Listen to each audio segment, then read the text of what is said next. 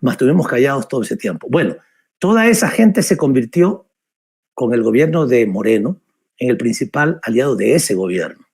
Y no solamente que traicionó los intereses del pueblo, porque comenzó a reducir los derechos, comenzó a desinstitucionalizar el país, sino que además de eso hizo una alianza fundamental con los principales enemigos de la Revolución Ciudadana. Bueno, los resultados finales fueron catastróficos. Moreno salió con 15% de aprobación a los 4 años de gobierno. Tengo que decir algo, nosotros cometimos un error en nuestro gobierno. No constituimos, no favorecimos el desarrollo de un sujeto histórico, de una amplia alianza de sectores populares y productivos que defendieran el proyecto. Eso lo dejamos para en otro momento conversarlo, pero cometimos ese error. Porque al mes de la traición de Moreno debió haber estado 1 millón de personas afuera del Palacio de Gobierno diciéndole a ese traidor, oiga, usted dijo que iba a continuar con la Revolución Ciudadana y está haciendo lo contrario. Pero eso no pasó. Bueno, pero además de traicionar al pueblo ecuatoriano y al proyecto del que él dijo que iba a continuar, pasó algo también muy, muy duro, que comenzó a perseguir a todos los miembros del equipo de la Revolución Ciudadana, especialmente a su dirigente, a Rafael Correa, al vicepresidente Jorge Glass, a mí, que fui uno de los principales representantes, voceros del proyecto, a la que fue presidenta de la Asamblea, Gabriela Rivadeneira, algunos de los cuales hemos tenido que salir y asilarnos en otros países. Pues este fue el antecedente.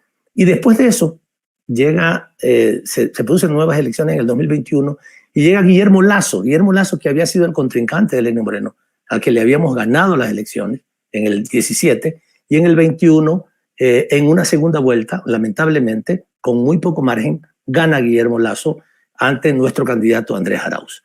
Y Lasso, un neoliberal, un banquero,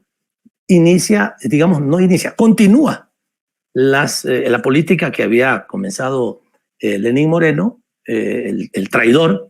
Este Lasso no era un traidor, Lasso era un hombre de derecha, que se manifestaba como un pensador neoliberal, banquero, y acabó de destruir el país. Realmente lo hicieron pedazos, especialmente en temas de seguridad. En nuestro país, realmente, cuando terminó el gobierno de Rafael Correa, el Ecuador estaba considerado en las estadísticas mundiales como el segundo país más seguro de América Latina, el segundo más seguro de América Latina.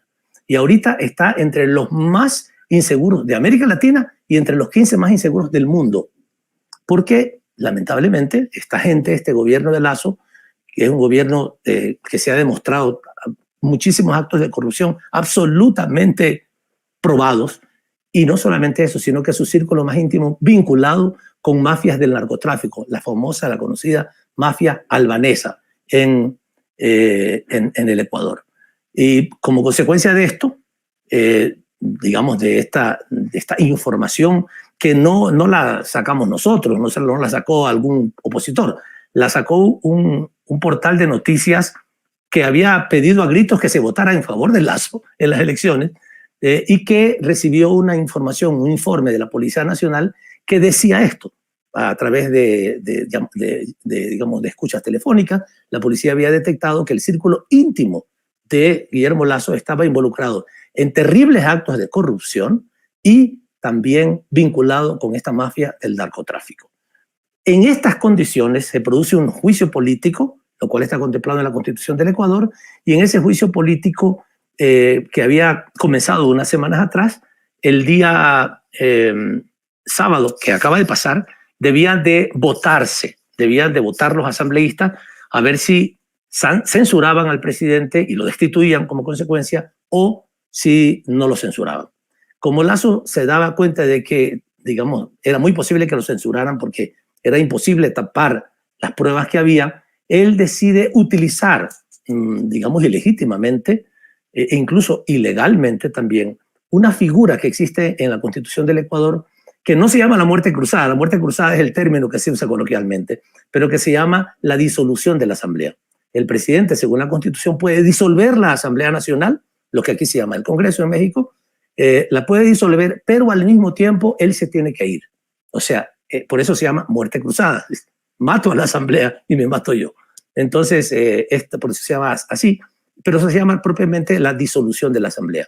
la disolución de la Asamblea que puede darse sobre determinados causales, que en el caso del Ecuador no se cumplieron, y sin embargo, digamos, Lasso, como no hay un organismo que pueda verificar si se cumplieron las causales a las que Lasso alegaba, que no se cumplían, entonces él ya se consolidó el tema de la muerte cruzada, los asambleístas dejaron de serlo, no pudieron votar para destituirlo a Lasso.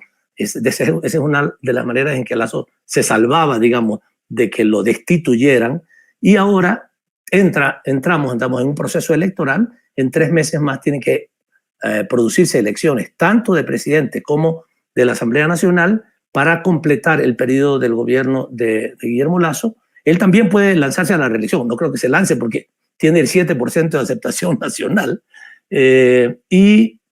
Bueno, esta es la situación digamos, el contexto que te quería poner, Yasmín. Perdóname que haya sido un poco largo, pero para que fuera suficientemente comprendido qué es lo que estaba pasando. A final de cuentas, es la utilización de un recurso constitucional, sí, pero también incumpliendo la Constitución, porque las causales que alega que era grave crisis política no existía.